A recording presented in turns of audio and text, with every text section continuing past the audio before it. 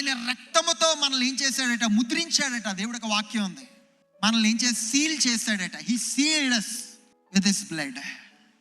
ఇదేనా సంగమా?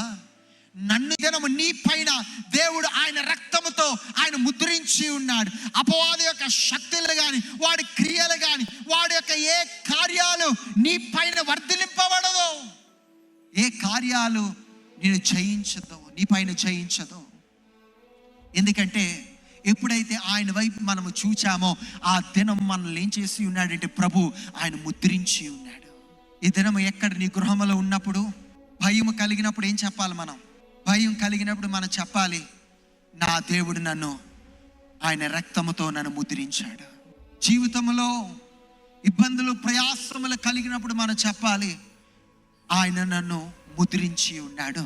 నిబంధనలు దేవుడు ఇచ్చాడు. ఈ నిబంధనలు దేవుడు ఎందుకు ఇచ్చాడంటే మనము విధేయులుగా ఉండడానికి, మనం లోపరుచుకోవడానికి కాదు.